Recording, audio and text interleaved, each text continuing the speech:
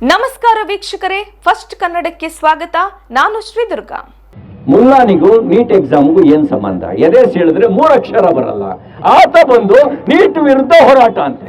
ವೀಕ್ಷಕರೇ, ನಾವಿಲ್ಲಿ ಮಾತಾಡ್ತಿರೋದು ಈ ದೇಶದ ಲಕ್ಷಾಂತರ ಯುವಕರ, ಬಡ ಮಧ್ಯಮ ವರ್ಗದ ವಿದ್ಯಾರ್ಥಿಗಳ ಭವಿಷ್ಯದ ಬಗ್ಗೆ. ನೀಟ್ ಪೇಪರ್ ಲೀಕ್ ಆಗಿ ಹಗಲು ರಾತ್ರಿ ಕಷ್ಟಪಟ್ಟು ಓದಿದ ಸುಮಾರು 23 ಲಕ್ಷ ಹುಡುಗ ಹುಡುಗಿಯರು ಇವತ್ತು ಬೀದಿಯಲ್ಲಿ ನಿಂತು ನ್ಯಾಯ ಕೇಳಿದ್ರು. ದೆಹಲಿಯ ಜಂತರ್ ಮಂತರ್ನಿಂದ ಹಿಡಿದು ಪ್ರತಿಯೊಂದು ಊರಲ್ಲೂ ವಿದ್ಯಾರ್ಥಿಗಳು ರಸ್ತೆಗೆ ಇಳಿದು ಪ್ರತಿಭಟನೆ ಮಾಡಿದ್ರು. ಶಿಕ್ಷಣ ಸಚಿವ ಧರ್ಮೇಂದ್ರ ಪ್ರಧಾನ್ ರಾಜೀನಾಮೆ ಕೊಡಬೇಕು, ಎನ್ಟಿಎ ಮಾಡಿದ ಎಡವಟ್ಟಿಗೆ ಪರಿಹಾರ ಸಿಗಬೇಕು, ಈ ಬೃಹತ್ ಹಗರಣದ ಹಿಂದಿರುವ ಜಾಲವನ್ನ ಮಟ್ಟ ಹಾಕಬೇಕು ಅಂತ ಸ್ಟೂಡೆಂಟ್ ಹೋರಾಟ ಮಾಡಿದ್ರು. ಕೊನೆಗೆ ಮೊಂಡರನ್ನ ಮಂಡಿಯೂರಿಸಿ ಸಕ್ಸಸ್ ಕೂಡ ಆದ್ರು. ಆದ್ರೆ ಈ ಸೀರಿಯಸ್ ಇಶ್ಯೂ ಮಧ್ಯೆ ಕರ್ನಾಟಕದ ಬಿಜೆಪಿ ನಾಯಕ ಎಂಎಲ್ಸಿ ಸಿಟಿ ರವಿ ಏನು ಹೇಳಿದ್ರು ಗೊತ್ತಾ? ಅವರ ಮಾತು ಕೇಳಿದ್ರೆ ನಿಮಗೂ ನಿಜಕ್ಕೂ ಶಾಕ್ ಆಗುತ್ತೆ. ನೀಟ್ ಪರೀಕ್ಷೆಗೂ ಮುಲ್ಲಾಗಳಿಗೂ ಏನು ಸಂಬಂಧ? ಮುಲ್ಲಾಗಳ ಎದೆ ಸೀಳಿದರೆ 3 ಅಕ್ಷರ ಇಲ್ಲ ಅಂತವನು ಬಂದು ನೀಟ್ ವಿರುದ್ಧ ಹೋರಾಟ ಮಾಡ್ತಿದ್ದಾನೆ ಅಂತ ಅತ್ಯಂತ ಕೆಳಮಟ್ಟದ ಹೇಳಿಕೆ ಕೊಟ್ಟಿದ್ದಾರೆ. ಮುಲ್ಲಾನಿಗೂ ನೀಟ್ ಎಕ್ಸಾಮ್ಗೂ ಏನ್ ಸಂಬಂಧ? ಎದೆ ಸೀಳಿದ್ರೆ 3 ಅಕ್ಷರ ಬರಲ್ಲ, ಆತ ಬಂದು ನೀಟ್ ವಿರುದ್ಧ ಹೋರಾಟ ಅಂತೆ. ಧರ್ಮೇಂದ್ರ ಪ್ರಧಾನ್ ರಾಜೀನಾಮೆ ಕೊಡ್ಬೇಕಂತೆ, ಮೋದಿ ಹಠಾವಂತೆ. ನಾನು ನಿಮ್ಮನ್ನು ಕೇಳಕ್ ಬಯಸ್ತೇನೆ, ನಿನ್ನ ಎದೆ ಸೀಳಿದ್ರೆ 3 ಅಕ್ಷರ ನಿನ್ನ ಎದೆ ಒಳಗಡೆ ಇಲ್ಲ, ನೀನು ನೀಟ್ ಬಗ್ಗೆ ಮಾತಾಡ್ತೀಯ? ಇನ್ನ CAಗೆ NRCಗೂ ಈ ನೀಟ್ ಪರೀಕ್ಷೆಯ ಪ್ರಶ್ನೆ ಪತ್ರಿಕೆಯ ಲೀಕ್ ಆಗಿದ್ದಕ್ಕೂ ಏನ್ ಸಂಬಂಧ? CAA ವಿರೋಧಿಗಳು, ತುಕಡೆ ಗ್ಯಾಂಗ್ಗಳು ಅಲ್ಲಿ ಬಂದು ಮಾತಾಡ್ತಾರೆ. ತುಕಡೆ ಗ್ಯಾಂಗ್ಗಳು ಯಾರು ಅಂತ ಗೊತ್ತಿದೆಯಾ ನಿಮ್ಗೆ? ಭಾರತ್ ತೇರೆ ತುಕಡೆ ಹೋಂಗೆ ಇನ್ಸಾ ಅಲ್ಲ ಅಂತ ಘೋಷಣೆ ಕೂಗಿದಂತ ತುಕಡೆ ಗ್ಯಾಂಗ್ಗಳು ಆ ಒಂದು ಹೋರಾಟದಲ್ಲಿ ಭಾಗವಹಿಸ್ತಾರೆ. ಸಿಟಿ ರವಿ ಅವರೇ, ನಿಮಗೇನಾಗಿದೆ? ವಿದ್ಯಾರ್ಥಿಗಳು ತಮ್ಮ ಹಕ್ಕಿಗಾಗಿ ಮಾಡ್ತಿರುವ ಹೋರಾಟದಲ್ಲೂ ನಿಮಗೆ ಕೋಮುದ್ವೇಷದ ವಾಸನೆ ಹೊಡೆದಿದೆಯಾ? ದೇಶದ ಎಜುಕೇಶನ್ ಸಿಸ್ಟಮ್ ಹಾಳಾಗ್ತಿರೋದಕ್ಕೆ ಧ್ವನಿ ಎತ್ತಿದ್ರೆ ಅದನ್ನೇ ತುಕಡೆ ಗ್ಯಾಂಗ್ ಅಂತ ಕರಿತೀರಾ? ಇವತ್ತು ಈ ವಿಡಿಯೋದಲ್ಲಿ ಸಿಟಿ ರವಿಯವರ ಈ ಕೀಳು ರಾಜಕೀಯ ಮತ್ತು ಹಿಟ್ ಅಂಡ್ ರನ್ ಸ್ಟ್ರಾಟಜಿಯ ಮುಖವಾಡವನ್ನ ಸಂಪೂರ್ಣವಾಗಿ ಕಳಚೋಣ. ಈ ಎಪಿಸೋಡ್ ಅನ್ನ ಕಡೆತನಕ ಮಿಸ್ ಮಾಡದೆ ನೋಡಿ. ಸಿಟಿ ರವಿ ಅವರೇ, ನೀವು ಎದೆ ಸೀಳಿದ್ರೆ 3 ಅಕ್ಷರ ಇಲ್ಲ ಅಂತ ಯಾರಿಗೆ ಹೇಳ್ತಿದ್ದೀರಾ? ಈ ದೇಶದ ಮುಸ್ಲಿಮರಿಗ? ನೀಟ್ ಪೇಪರ್ ಲೀಕ್ ಆಗಿರೋದು ಸತ್ಯ ಅಲ್ವಾ? ಅದರಲ್ಲಿ ಅನ್ಯಾಯ ಆಗಿರೋದು ಬರೀ ಒಂದು ಕೋಮಿನ ವಿದ್ಯಾರ್ಥಿಗಳಿಗ? ಖಂಡಿತ ಇಲ್ಲ. ಹಿಂದೂ, ಮುಸ್ಲಿಂ, ಬೌದ್ಧ, ಕ್ರಿಶ್ಚಿಯನ್, ಸಿಖ್ ಪ್ರತಿಯೊಬ್ಬ ಬಡ ಮಧ್ಯಮ ವರ್ಗದ ವಿದ್ಯಾರ್ಥಿಗಳಿಗೂ ಅನ್ಯಾಯವಾಗಿದೆ. ವಿದ್ಯಾರ್ಥಿಗಳ ಜೊತೆ ನಿಂತು ಹೋರಾಟ ಮಾಡೋದು ಪ್ರತಿಯೊಬ್ಬ ನಾಗರಿಕನ ಹಕ್ಕು ಮತ್ತು ಕರ್ತವ್ಯ. ಅಲ್ಲಿಗೆ ಮುಸ್ಲಿಮರು ಬಂದು ಬೆಂಬಲ ಕೊಟ್ರೆ ನಿಮಗೇನು ಸಂಬಂಧ ಅಂತ ಕೇಳ್ತೀರಲ್ಲ, ನಿಮಗೇನಾದ್ರೂ ಕನಿಷ್ಠ ಕಾಮನ್ ಸೆನ್ಸ್ ಇದೆಯಾ?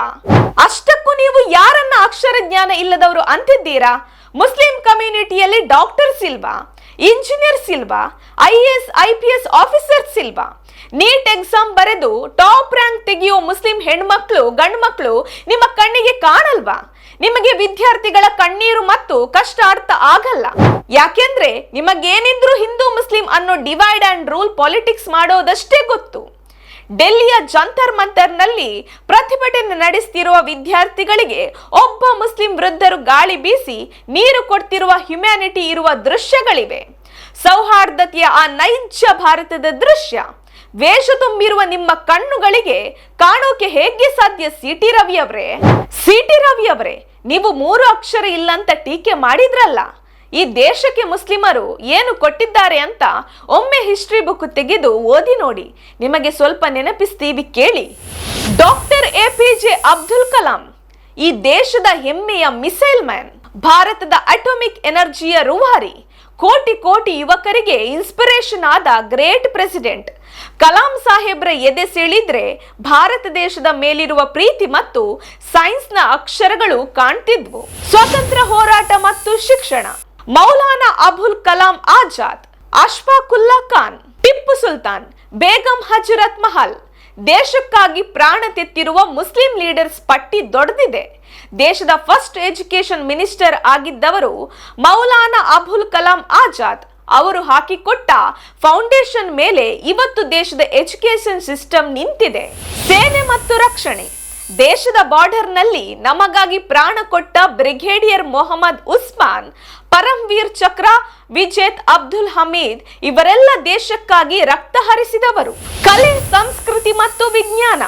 ಉಸ್ತಾದ್ ಬಿಸ್ಮಿಲ್ಲಾ ಖಾನ್ ಅವರಿಂದ ಹಿಡಿದು ಇವತ್ತಿನ ಇಸ್ರೋ ಸೈಂಟಿಸ್ಟ್ಗಳವರೆಗೆ ಮುಸ್ಲಿಂ ಸಮುದಾಯದ ಕಾಂಟ್ರಿಬ್ಯೂಷನ್ ಪ್ರತಿಯೊಂದು ಫೀಲ್ಡ್ ನಲ್ಲೂ ಇದೆ. ಇಷ್ಟೆಲ್ಲ ಹಿಸ್ಟ್ರಿ ಇರುವ ಕಮ್ಯುನಿಟಿಯನ್ನ ನೋಡಿ ನೀವು ಅಕ್ಷರ ಇಲ್ಲ ಅಂತೀರಲ್ಲ, ಇದು ನಿಮ್ಮ ಅಜ್ಞಾನವೋ ಅಥವಾ ಧರ್ಮಾಂಧತೆಯೋ? उनके निर्देशन पालन कर ओपन करने का आदेश सीएम साहब देंगे तो कर्नाटक में सुविधा होगा. This government will only live live May 23rd. Already Congress leaders, they have fixed the time bomb. They will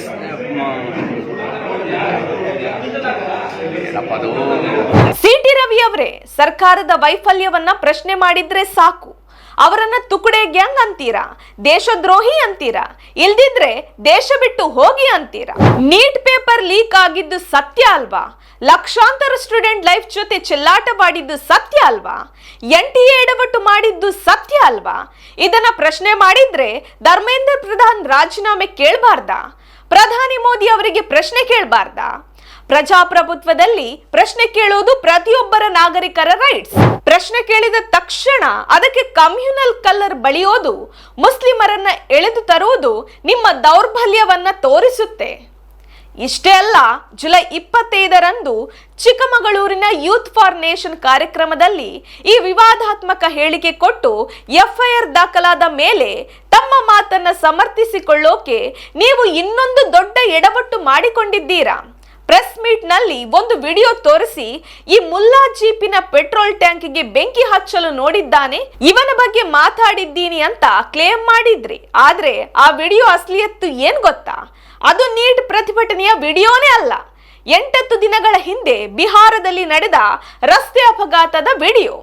ಒಬ್ಬ ಜನಪ್ರತಿನಿಧಿಯಾಗಿ MLC ಆಗಿದ್ದುಕೊಂಡು ಒಂದು ಫೇಕ್ ಅಂಡ್ ವೈರಲ್ ವಿಡಿಯೋ ಸತ್ಯಾಸತ್ಯತೆ ತಿಳಿಯದೆ ಪ್ರೆಸ್ ಮೀಟ್ ನಲ್ಲಿ ತೋರಿಸಿ ಸಮರ್ಥನೆ ಮಾಡಿಕೊಳ್ಳೋಕೆ ಹೊರಟಿರಲ್ಲ. ನಿಮ್ಗೇನು ನಾಚಿಕೆ ಆಗಲ್ವಾ ಸಿ.ಟಿ. ರವಿ ಅವರೇ? ಮತ್ತಿಂದ ಅನ್ಸೋದು ಇದ್ದಿದ್ದು ತಪ್ಪೇನು ಹೇಳಿದ್ದೀನಿ. ಅವನು ಜಿಪಿಗೆ ಬೆಂಕಿ ಹೋಗ್ತಿದ್ನಲ್ಲ, ಮುಲ್ಲ ಸುಳ್ಳದು. ಅವನು ನೀಟು ವಿದ್ಯಾರ್ಥಿಗಳ ಪರವಾಗಿ ಹೋರಾಟಕ್ಕೆ ಬಂದವನ? ಹೇಳಿ, ಅವನ ಪರವಾಗಿ ಹೋರಾಟಕ್ಕೆ ಬಂದವನ? ನೋಡಿ, ಇದನ್ನ ಮಾಡ್ತಾರೆ ಅಲ್ರಿ. ಮುಲ್ಲಾ ಒಬ್ಬ ಬೆಂಕಿ ಹಾಕ್ತಿರೋ ಮುಲ್ಲಾನ್ ವಿರುದ್ಧ ಹೇಳಿಕೆ ಕೊಟ್ರೆ ಮುಸ್ಲಿಂ ವಿರೋಧಿ ಹೆಂಗಾಗತ್ತೆ ಹೇಳಿ?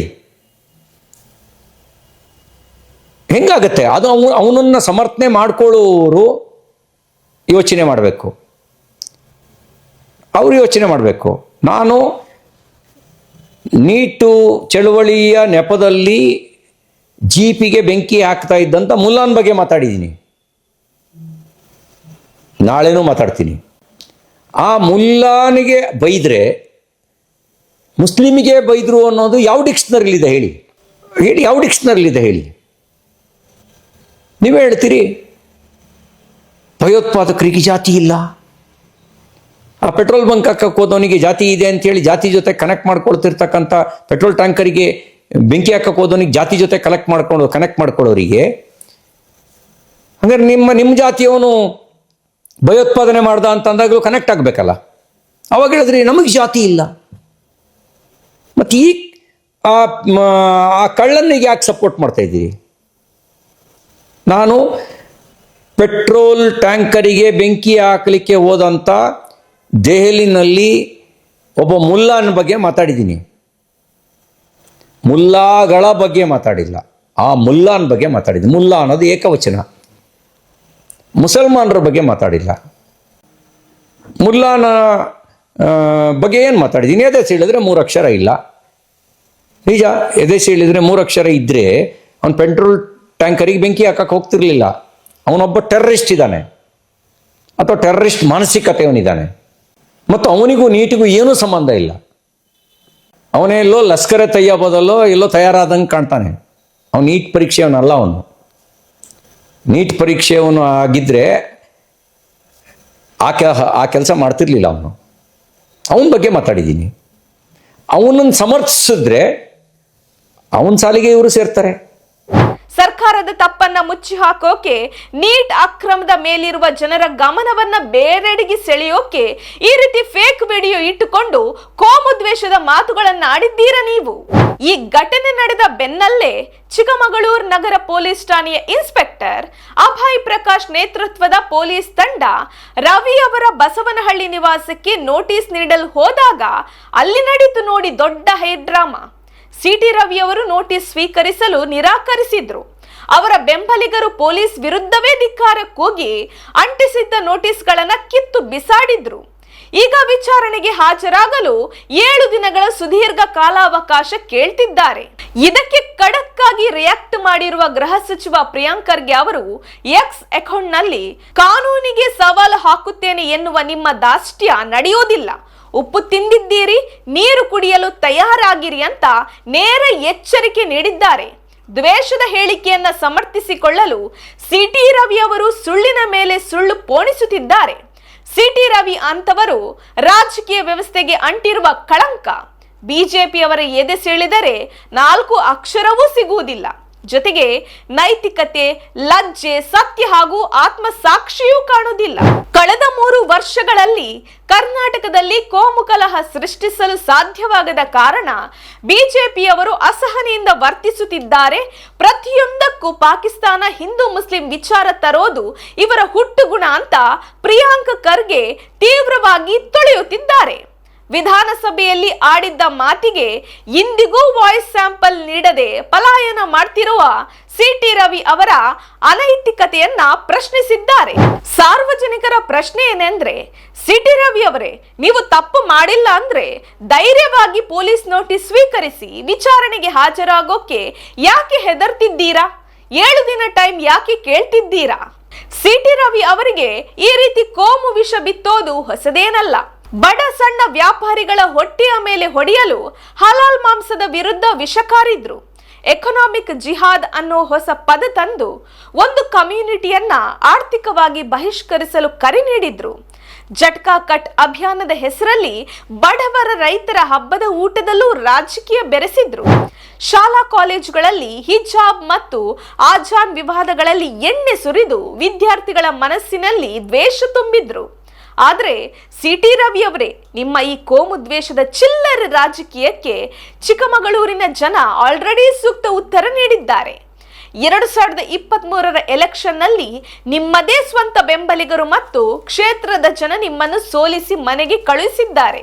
ಕ್ಷೇತ್ರದಲ್ಲಿ ಅಭಿವೃದ್ಧಿ ಕೆಲಸ ಮಾಡದೆ, ನಿರುದ್ಯೋಗ ಕಾಫಿ ಬೆಳೆಗಾರರ ಸಮಸ್ಯೆಯನ್ನ ಬಗೆಹರಿಸದೆ ಬರೀ ಹಿಂದೂ ಮುಸ್ಲಿಂ ಮಾಡಿ ಗೆಲ್ಲಬಹುದು ಅಂದುಕೊಂಡಿದ್ದ ನಿಮಗೀಗ ಅಧಿಕಾರ ತಪ್ಪಿದ ಮೇಲೆಯೂ ಬುದ್ಧಿ ಬಂದಿಲ್ಲ. ನಿಮಗೆ ಕೊನೆಗೆ ಮಾತನಾಡಲು ಬೇರೇನು ಸಿಗದೆ ಇದ್ದಾಗ ಮತ್ತೆ ಅದೇ ಮುಲ್ಲಾ ಹಿಂದೂ ಕತೆಗೆ ಬಂದು ನಿಲ್ಲುತ್ತೀರಾ. ಇದು ನಿಮ್ಮ ವೈಚಾರಿಕ ಶೂನ್ಯತೆಯನ್ನ ತೋರಿಸುತ್ತೆ. ಇಂದಿನ ಜೆಡ್ ಮತ್ತು ಯುವ ಜನತೆಗೆ ನಿಮ್ಮ ಈ ನಕಲಿ ಜಾತಿ ಧರ್ಮದ ದ್ವೇಷದ ರಾಜಕೀಯ ಸಂಪೂರ್ಣ ಅರ್ಥವಾಗಿದೆ. ನೀಟ್ ಹಗರಣದಲ್ಲಿ ಫ್ಯೂಚರ್ ಕಳಕೊಂಡ ವಿದ್ಯಾರ್ಥಿಗೆ ತನ್ನ ಪಕ್ಕ ನಿಂತಿರುವವನು ಹಿಂದುವಾ ಅಥವಾ ಮುಸ್ಲಿಮನು ಎಂಬುದು ಮುಖ್ಯವಲ್ಲ, ತನಗೆ ನ್ಯಾಯ ಸಿಗಬೇಕೆಂಬುದೇ ಮುಖ್ಯ. ರಾಜಕೀಯ ಮಾಡಿ ಸಿಟಿ ರವಿ ಅವರೇ, ಆದ್ರೆ ವಿದ್ಯಾರ್ಥಿಗಳ ಕಣ್ಣೀರಿನ ಮೇಲೆ ರಾಜಕೀಯ ಮಾಡಬೇಡಿ. ಶಿಕ್ಷಣದಲ್ಲಿ, ಉದ್ಯೋಗದಲ್ಲಿ ಧರ್ಮ ಹುಡುಕೋದನ್ನ ನಿಲ್ಲಿಸಿ. ಈ ದೇಶ ಎಲ್ಲರದ್ದು. ಜನರು ಇವತ್ತು ಜಾಗೃತರಾಗಿದ್ದಾರೆ. ನಿಮ್ಮ ಈ ಮಸಲತ್ತುಗಳು ಇನ್ನು ಮುಂದೆ ನಡೆಯಲ್ಲ. ನಿಮಗೆ ಈ ವಿಡಿಯೋ ಬಗ್ಗೆ ಏನ್ ಅನಿಸುತ್ತೆ? ಸಿಟಿ ರವಿ ಅವರ ಈ ಹೇಳಿಕೆ ಮತ್ತು ಫೇಕ್ ವಿಡಿಯೋ ತೋರಿಸಿದ ನಡೆ ಸರಿನಾ? ಕೆಳಗಡೆ ಕಾಮೆಂಟ್ ಮಾಡಿ ನಿಮ್ಮ ಅಭಿಪ್ರಾಯ ತಿಳಿಸಿ. ವಿಡಿಯೋ ಲೈಕ್ ಮಾಡಿ, ಶೇರ್ ಮಾಡಿ, ಚಾನೆಲ್ ಅನ್ನು ಸಬ್ಸ್ಕ್ರೈಬ್ ಮಾಡಿ. ನೋಡ್ತಾ ಇರಿ ಫಸ್ಟ್ ಕನ್ನಡ. ಆಗೋದೆಲ್ಲ ಒಳ್ಳೆಯದಕ್ಕೆ. ನಮಸ್ಕಾರ. ಜೈ ಹಿಂದ್.